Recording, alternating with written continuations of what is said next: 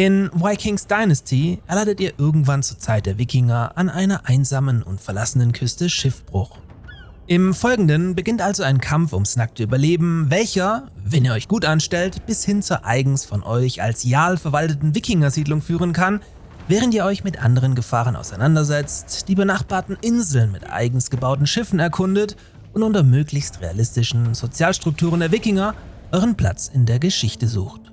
Klingt also eigentlich ganz spannend und daher alles zum dieses Jahr in den Early Access startenden Titel wie immer kompakt in den Zocker Lounge Gaming News.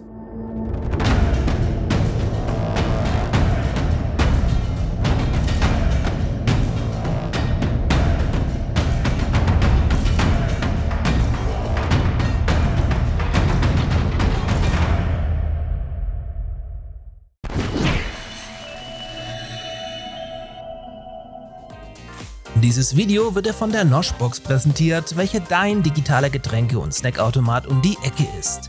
Hier bekommst du nicht nur allerlei abgefahrene Szenegetränke aus aller Welt bequem nach Hause geliefert, sondern kannst dir auch eine Mystery Box zusammenstellen lassen.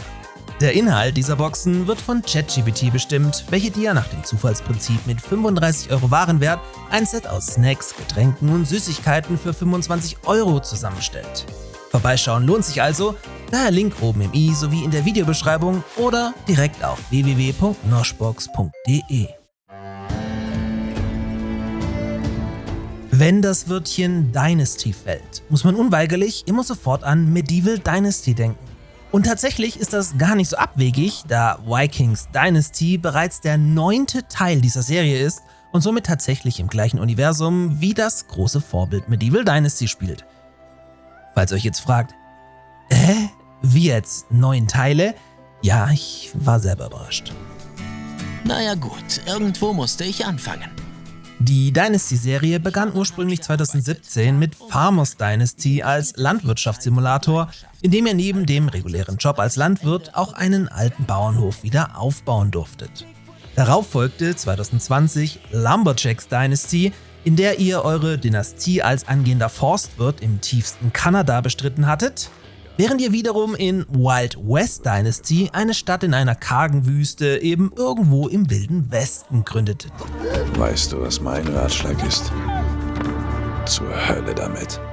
Danach kam dann mit Medieval Dynasty der erfolgreichste Titel der Serie und wahrscheinlich auch der einzige, den ihr aus dieser Liste kennt.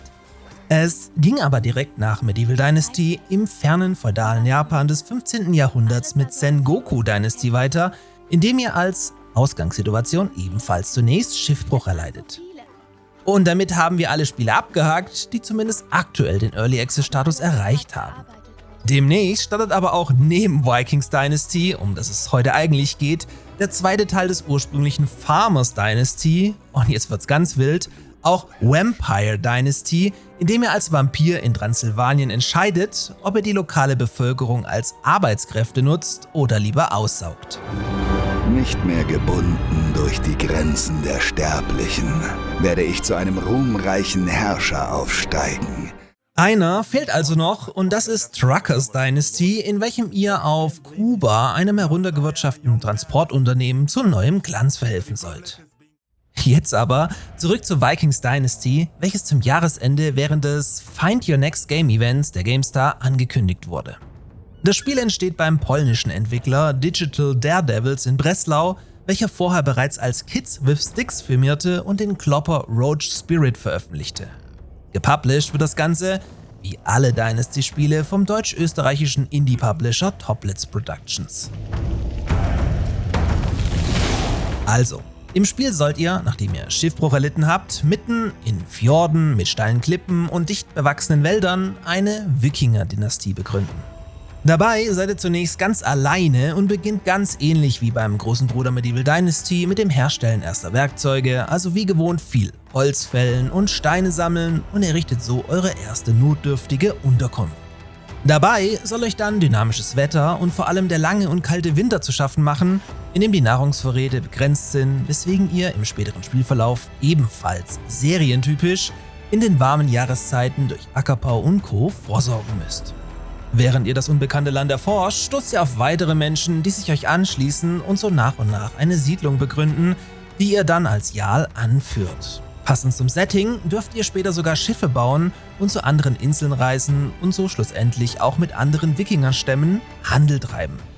Typisch für die Wikingerzeit müsst ihr ebenfalls den Göttern huldigen, also Opfergaben darbringen und könnt dann auch mit Runen eure Gegenstände verbessern. Ob auch ein Koop-Modus folgen wird, wurde aber noch nicht verraten, wird aber sicherlich auch vom Erfolg der Early Access-Kampagne abhängen. Ebenfalls wurde noch nichts zum wichtigen Thema Kampf gezeigt, der über den Kampf mit Axt oder Pfeil und Bogen gegen Wildschweine hinausgeht. Da man aber bereits Holzpalisaden und Abwehrvorrichtungen erkennen kann, sollten hier wohl auch Spieler für Kosten kommen können, die den Reiz aus der Verteidigung des eigenen Errichteten ziehen, wie übrigens auch ich. Vikings Dynasty soll dann irgendwann dieses Jahr auf Steam starten.